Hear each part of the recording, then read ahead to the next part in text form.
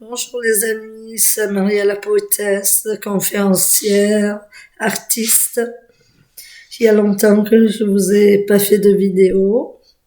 Je vous représente ma chaîne historique où je vous raconte des histoires de légendes et de contes qui se passent dans la Loire ou ailleurs. J'aimerais que vous mettiez des j'aime ou bien abonnez-vous. Je vous commence un conte par Sillette. Je commence. Il était une fois un homme et une femme qui étaient mariés depuis longtemps, mais ne pouvaient avoir d'enfants. Pourtant, ils en désiraient beaucoup et avaient bien du chagrin de ne pas en avoir. On leur proposa de faire un pèlerinage pour en avoir et les voilà partis en carriole. C'était assez loin de chez eux.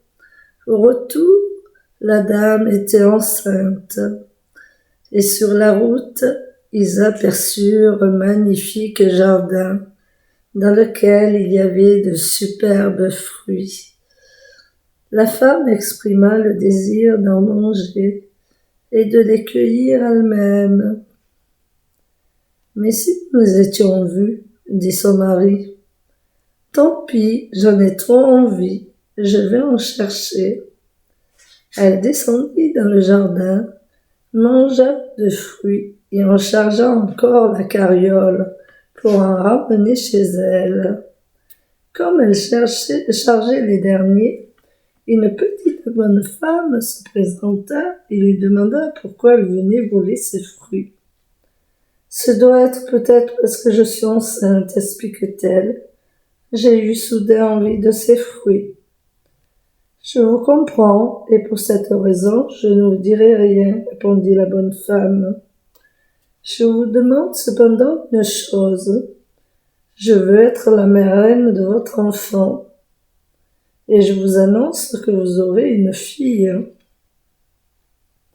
En remontant dans sa voiture, la femme dit à son mari, « J'ai promis à cette bonne femme d'être marraine, mais elle ne le sera pas. » Le jour de la naissance arriva. La femme eut une fille comme il lui avait été annoncé. La fillette fut baptisée, mais la petite bonne femme ne fut pas invitée. Elle la prit, fit venir ses sœurs et leur dit, « Vous savez, cette dame qui m'avait volé des fruits avait promis que je sois la marraine de sa fille. Elle n'a pas tenu sa promesse, et pour cela il faut la punir. Je vais lui voler son enfant. » La petite bonne femme était une fée. La voilà partie avec un gros chien. Arrivée à la porte des nouveaux parents, elle sonna, mais on ne voulut pas lui ouvrir, car on l'avait reconnue. Elle dit alors à son chien, « Ouvre cette porte. » Les voilà entrés. Le chien ouvrit toutes les portes et ils arrivèrent dans la chambre où se trouvait l'enfant. « Enlève-moi cet enfant, dit-elle au chien. Et vous, madame, vous n'avez pas tenu votre promesse. J'enlève votre fille, vous ne la reverrez jamais. » Et les voilà partis tous les trois.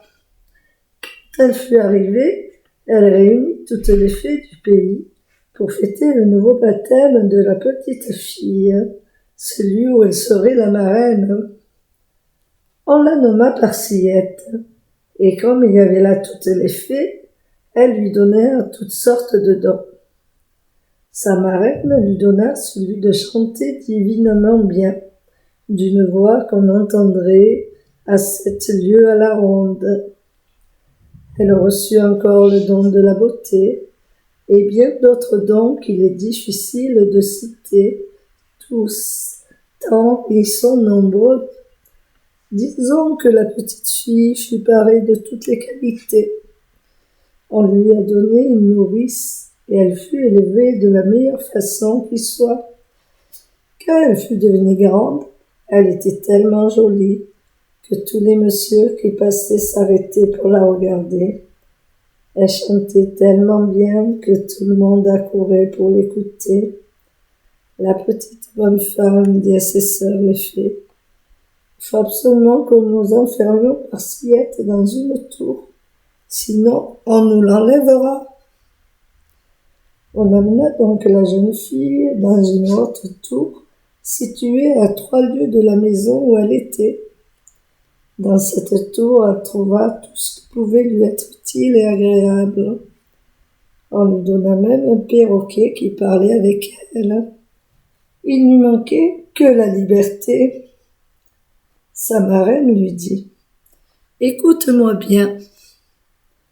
Quand je viendrai t'apporter quelque chose, je te dirai: Parsiette, ma fillette, jette-moi tes beaux cheveux.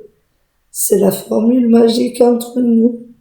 Tu sauras ainsi que c'est moi qui viens et tu ouvriras la porte. » Or, il y avait un prince qui vivait dans un château à 7 lieues de là.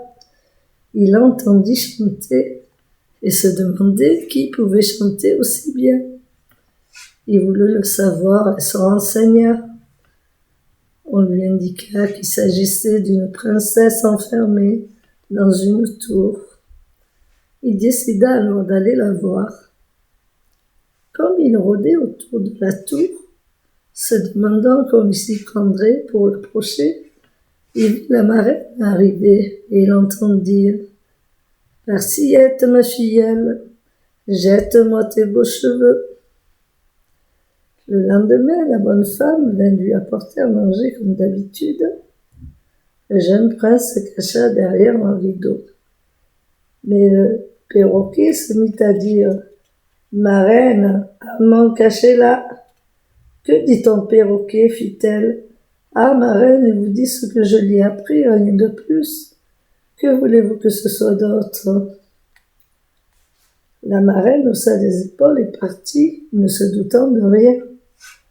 Alors ils sont partis aussi tous les deux.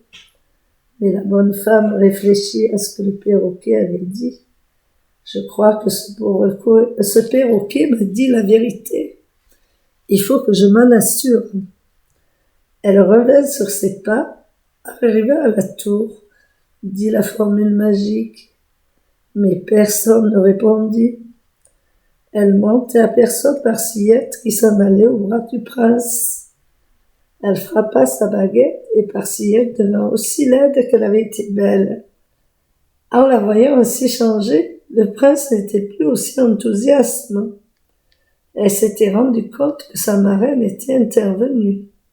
« Je ne peux pas aller plus loin, » fit-elle, ma marraine très en colère. « Il faut que je retourne vers elle et lui demande pardon. » Comme elle prononçait ces mots, le jeune prince fut frappé de mort. Elle retourna chez sa mère pour demander son pardon, qu'il lui avait accordé, avec tous ses dons lui furent rendus.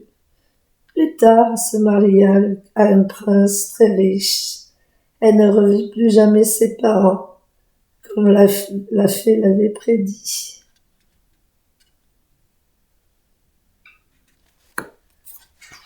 Alors, mon conte vous a plu? C'est vrai, dehors il pleut dans la Loire, hein. Il fait pas beau, mais dedans, moi je suis là, je suis l'ensoleillement. Je vous raconte des légendes et des contes. Il faudra que je vous raconte aussi une poésie un jour. Je suis poétesse. Allez, appuyez sur le bouton j'aime, le bouton abonner. Je vous souhaite un bon après-midi. Au revoir.